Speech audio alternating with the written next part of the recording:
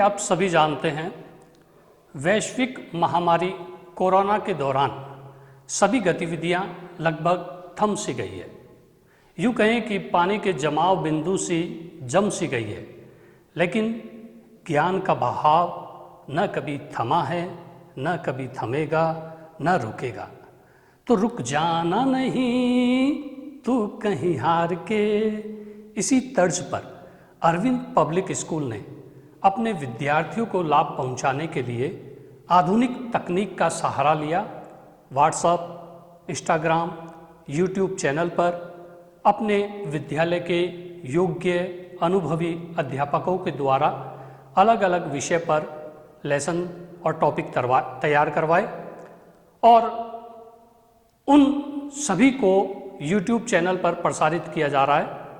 इसी क्रम में मैं गिरीश पुरोहित कक्षा 10 के हिंदी व्याकरण भाग का एक टॉपिक विशेषण पढ़ाने जा रहा हूँ, जो कक्षा 10 ही नहीं प्रतियोगी परीक्षाओं के लिए भी उपयोगी सिद्ध होगा और उनके लिए एक आधार बनेगा। आप प्रारंभ से लेकर के अंत तक इस वीडियो को देखते रहें। अंत में आपसे परीक्षा उपयोगी महत्वपूर्ण प्रश्न पूछे जाएंगे। प्रश्नों का हल किस तरह दिया जाता है ये समझाया जाएगा। तो शुरुआत करते हैं आज के इस टॉपिक विशेषण का कवि दिनकर की इस पंक्तियों के साथ कि है कौन विघ्न ऐसा जग में जो टिक सके आदमी के मग में। खम खोल ठोकता जब नर पर्वत के जाते पांव उखड़। तो आप भी इस कठिन परिस्थितियों में आत्मविश्वास, दृढ़ संकल्प बनाए रखें और अपनी पढ़ाई को बाधित न होने दें। अरविंद पब्लिक स्कूल सदैव आपके साथ बना रहेगा। तो चलिए हम देखते हैं विशेषण। जैसे कि हम कहें कि हमारे बच्चे ईमानदार बने, कर्मठी हो, मेहनती हो, तो ये ईमानदार, कर्मठ, मेहनती ये शब्द क्या है? ये बच्चों की विशेषता है, ये गुण है। तो विशेषण शब्द का अर्थ है विशेषता या गुण। और परिभाषित रूप में कहें कि वे शब्द जो संज्ञा और सर्वनाम की विशेषता बतलाते हैं उन्हें विशेषण कहते हैं। और जिन शब्दों की विशेषता बताई जाती है वो विशेष्य कहलाते हैं। जैसे कि मैं कहूं कि दुबला पतला आदमी जा रहा है, तो ये दुबला पतला क्या है? ये उस आदमी की विशेषता है, इसलिए दुबला पतला विशेषण है और आदमी विशेष्य है। अब कहें कि मेहनती किसान, तो मेहनती शब्द विशेषण है और किसान जिसकी ये मेहनती होना विशेषता है, ये किसान विशेष्य है। अब ये कहा जाए कि थोड़े रुपए, तो थोड़े शब्द क्या है? ये रुपयों की संख्या की विशेषता बता रहा है, इसलिए थोड़े विशेषण है और रुपए विशेष्य है। वैसे कहे 5 किलो शक्कर, तो 5 किलो शक्कर के परिमाण, उसके नाप तोल की विशेषता बता रहा है, इसलिए 5 किलो विशेषण है और शक्कर विशेष्य है। तो आप समझ गए होंगे कि विशेषण और विशेष्य क्या है। कुछ शब्द ऐसे भी होते हैं जो विशेषण की विशेषता बताते हैं कि अलग अलग गुण लक्षण के स्तर पर विशेषण की विशेषता बतलाए, उन शब्दों को कहते हैं प्रविशेषण। जैसे कि वह बहुत भला लड़का है।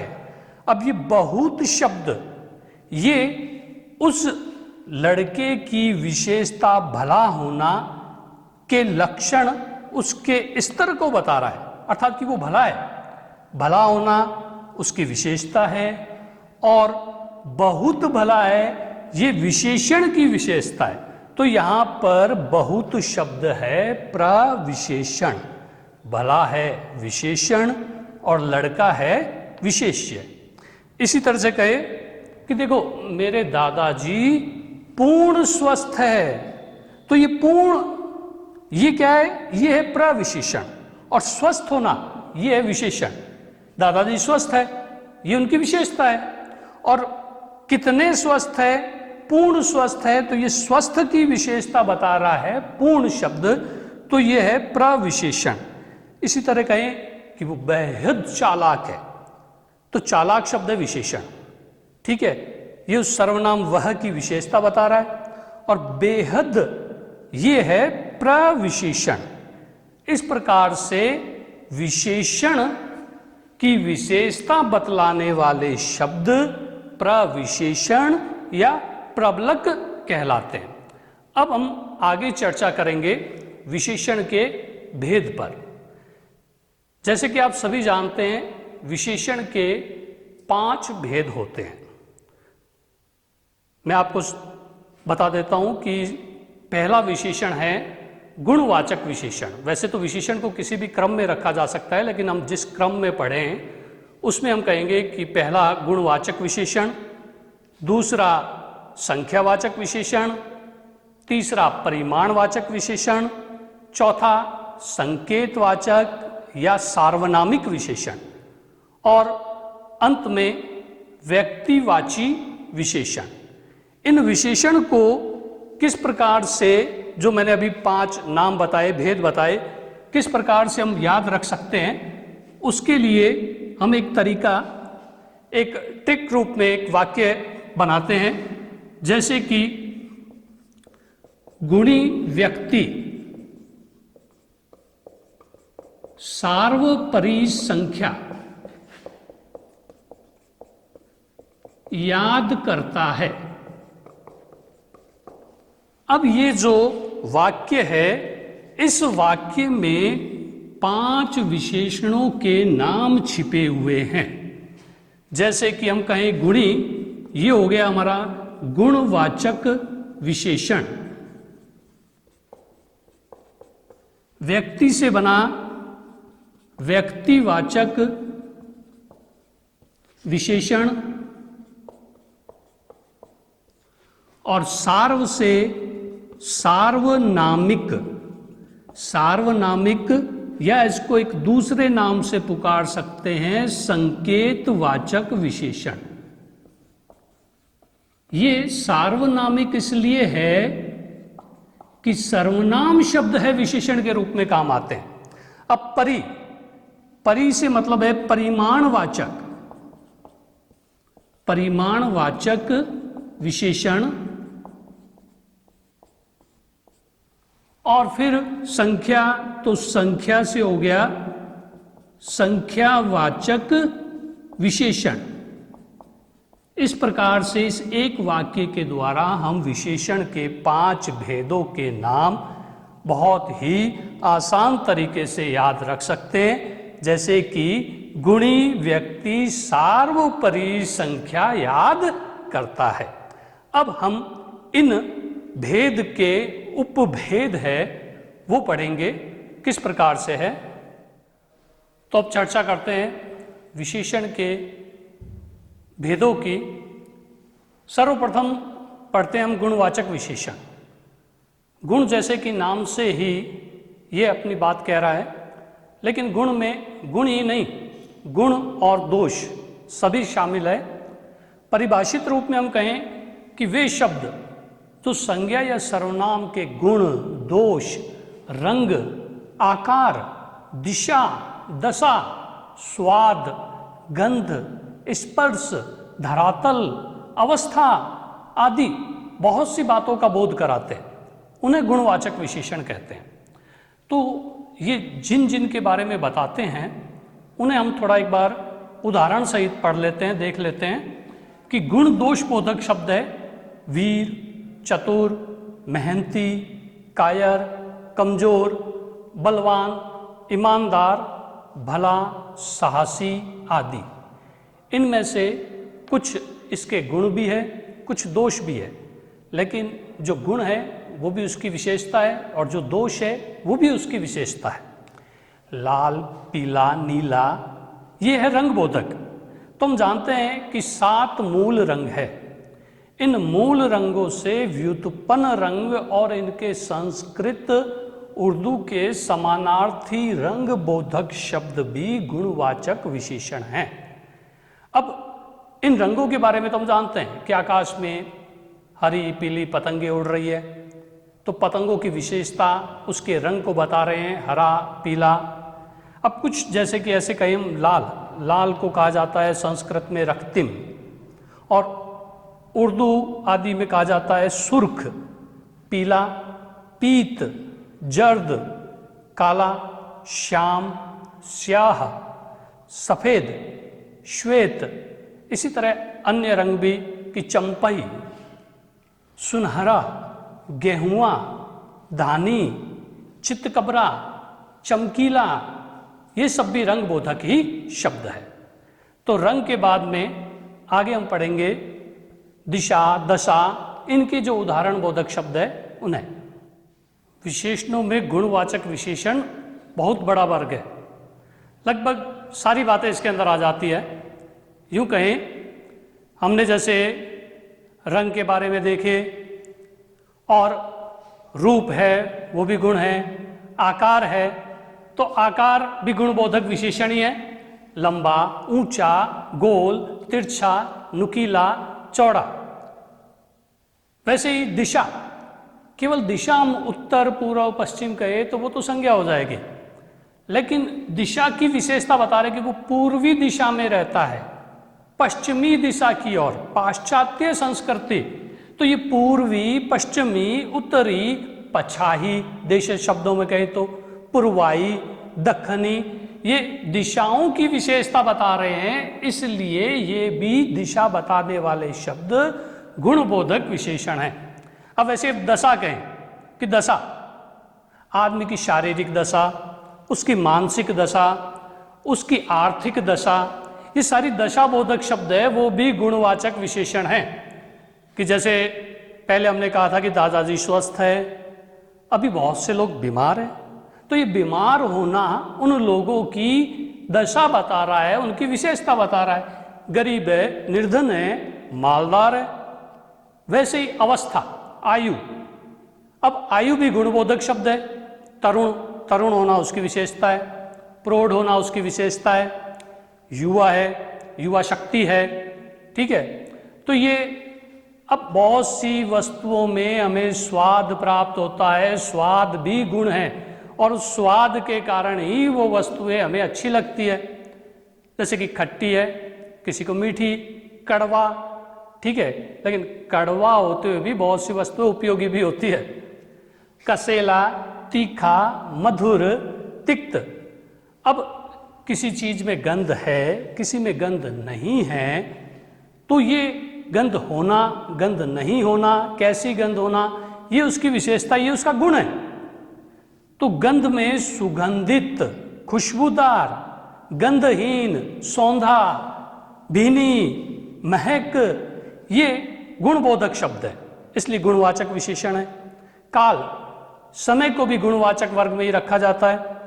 जैसे हम कहें कि आधुनिक समय में, प्राचीन काल में, हम उस काल की विशेषता बता रहे हैं। नवीन, ऐतिहासिक, सायकाल।